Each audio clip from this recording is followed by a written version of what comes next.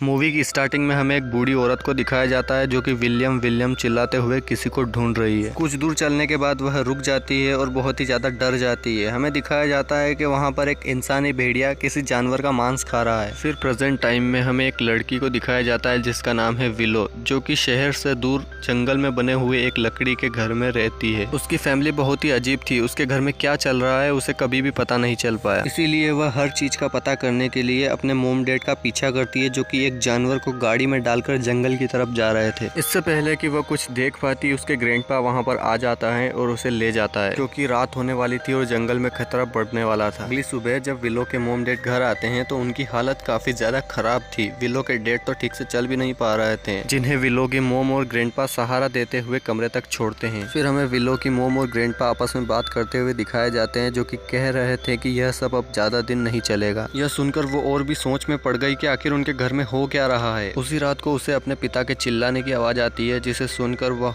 वहां पर जाती है तो वह देखती है कि विलो के पिता एक भयानक रूप धारण कर रहे हैं और वो विलो पर हमला भी कर देते हैं, जिसकी वजह से वह डर जाती है। और यहाँ हमें पता चलता है कि विलो एक सपना देख रही। अगली सुबह उसने देखा कि विलो की मोम उसके पिता का कोट धो रही थी, जो कि पूरा ही खून से लथपथ था। फिर विलो ने अपनी मोम से पूछ ही लिया कि आखिर यहाँ पर चल क्या रहा है। यह सुनकर विलो की मोम घबरा जाती है और कहती है कुछ भी तो नहीं, सब कुछ सही है। रात में विलो अपने माता पिता की बातें सुनती है। उसके पिता उसकी माँ से कह रहे थे कि मेरी हालत बहुत ही ज्यादा खराब है, लेकिन उसकी माँ कहती है कि आराम करो और वहाँ से चली जाती है। विलो जब कमरे में देखने की कोशिश करती है तो उसके पिता उसे देख लेते हैं, जिनकी लाल आंखें देखकर वह डर जाती है और भागकर अपने रूम में चली जाती है। वह इतना डर गई थी कि डर के मारे उसे सांस भी नहीं आ रहा था, जिसकी वजह से उसे ऑक्सीजन मास्क लगाना पड़ा। अगली सुबह विलो के बेड के उठने से पहले ही विलो की माँ शहर जाने की तैयारी करती है। यह सुनकर विलो बहुत ही ज्यादा खुश हो जाती है, क्योंकि वह पहली बार शहर जा रही थी। उसके ग्रैंडपा जो उसे जान से भी ज्यादा प्यार करते हैं, वह उसे चॉकलेट लेने के लिए पैसे देते हैं और इनका सफर शुरू होता है। बीच रास्ते में विलो की मोम अपनी ड्रेस चेंज करती है और तभी विलो अपनी मोम की बॉडी पे लगे हुए चोट के निशान देख लेती है। यहाँ विलो की मोम उसे कहती है कि यह बात किसी को भी मत बताना और आज मैं तुम्हें कार चलाना सिखाऊंगी। यह सुनकर विलो बहुत ही ज्यादा एक्साइटेड हो जाती है। ये दोनों शहर जाते हैं और थोड़ी शॉपिंग करती है। विलो की मोम विलो के लिए कपड़े भी खरीदते हैं और दोनों घर आ जाते हैं। घर आते ही इनका सामना विलो के डैड से होता है, जिन्हें देखकर ये दोनों बहुत ही ज्यादा डर जाते हैं। विलो के पिता उन दोनों से कहते हैं कि मुझे लगा था कि तुम दोनों मुझे छोड़कर चले गए हो। देखो मुझे छोड़कर कभी भी मत जाना, नहीं तो मैं पागल ही हो जाऊंगा। कुछ दिन गुजर जाते हैं और पूरे चांद की रात आती है। उस दिन विलो के पापा और मम्मी एक जानवर को लेकर वहाँ से कहीं चले जाते हैं। विलो भी उनका पीछा करती है और वो देखती है कि वो दोनों एक खंडर में गए हैं, जहाँ पर जाकर विलो की माँ विलो के पापा को जंजीरों से बांध देती है और जो साथ में जानवर लाई थी उसे भी वहाँ पर छोड़ देती है और उस खंडर का दरवाजा बंद कर अपनी गाड़ी की तरफ बढ़ जाती है। विलो मौका देखकर उस गुफा के अंदर जाने लगती है। जब विलो गुफा के अंदर जा रही थी तो विलो की माँ ने भी उसे देख लिया। विलो की माँ फौरन दौड़ी हुई आती है और विलो अंदर मत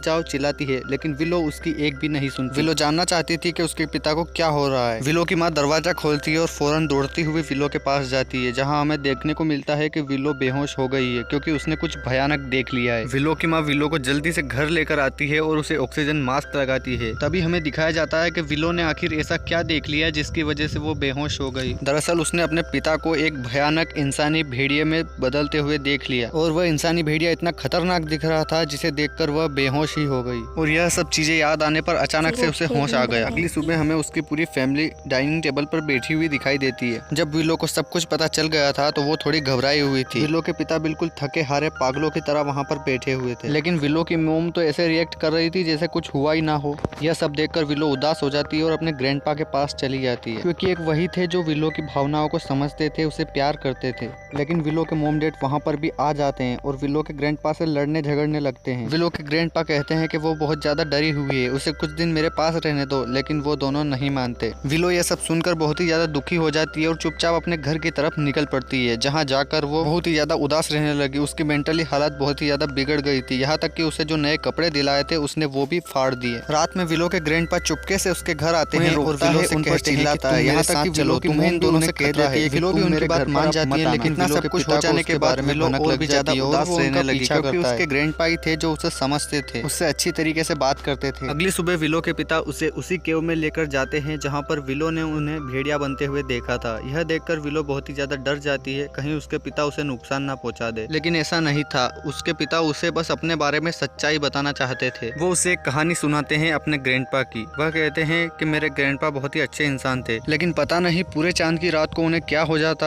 वह घर को छोड़कर कहीं चले जाते। दरअसल मेरे ग्रैंडपा एक वियर वुल्फ थे, यानी एक इंसानी भेड़िया, और यह बात मेरी ग्रैंड माँ को भी नहीं पता थी। इसीलिए मेरी ग्रैंड माँ ने एक दिन डिसाइड किया कि मैं इनका पीछा करूंगी, आखिर ये जाते कहाँ पर है। मेरी ग्रैंड माँ उन्हें ढूंढते हुए जंगल में चली गई और वहाँ पर उन्हें कुछ भयानक दिखा, जिसकी वजह से वो बेहोश हो गई। अगली सुबह जब मेरे ग्रैंडपा अपने असली रूप में आए तो उन्हें पता चला कि उन्होंने अपने भेड़िए वाले रूप में अपने पत्नी को ही मार दिया था। यह सब देखकर वो बहुत ही ज्यादा दुखी हुए और फिर विलो के डेड विलो से कहते हैं कि मैं भी अपने ग्रैंडपा की तरह एक वियर वुल्फ हूँ और मैं कहीं तुम लोगों को नुकसान ना पहुंचा दूं, यह सोचकर मैं बहुत ही ज्यादा डरता हूँ। इतना कहकर विलो के डेड रोने लगते हैं, इसीलिए विलो उन्हें गले लगा लेती है। अब वो तीनों काफी ज्यादा खुश रहने लगे थे। अगली सुबह फिर विलो के पिता उसे अपने साथ जंगल में ले जाते हैं, लेकिन यहाँ आते ही विलो के पिता ने उसे डांट दिया। इस वजह से वो थोड़ी उदास बैठी हुई थी और इस बात को विलो के पिता ने नोटिस किया और उसका मूड सही करने के लिए उसे कहा कि तुम तो इस जंगल की प्रिंसेस हो। यह देखकर विलो काफी ज्यादा खुश हो जाती है। फिर विलो के डैड उसे कार पर बिठाकर सैंडविच खिलाते हैं और जब वो कार में कुछ ढूंढ रहे थे तभी उन्हें वो ड्रेस मिल जाती है जिस ड्रेस को पहनकर विलो की मोम शहर जाया करती थी। यह सब देखकर विलो के डैड को बहुत ही ज्यादा गुस्सा आया। उसने विलो से पूछताछ भी की, लेकिन विलो ने उसे कुछ नहीं बताया, जिसकी वजह से विलो के डैड ने उसके हाथ से सैंडविच फेंक दिया और उसे लेकर घर आ गए। उसने विलो की मोम को ढूंढा और उसे अपने साथ जंगल में ले गया। यह सब देखकर विलो बहुत ही ज्यादा घबरा गई। उसे कुछ भी समझ में नहीं आया कि अब क्या होने वाला है। अगली सुबह जब उसके मोम डैड घर पर आते हैं तो उसकी मोम की हालत काफी ज्यादा खराब थी। फिर कुछ दिन यूं ही टेंशन में गुजर जाते हैं और फिर विलो का बर्थडे आता है, जिसे सेलिब्रेट करने के लिए विलो की मोम केक बनाती है और इस वजह से घर का माहौल थोड़ा अच्छा होता है। आज विलो का बर्थडे था तो उसके ग्रैंडपा वहाँ पर कैसे नहीं आते।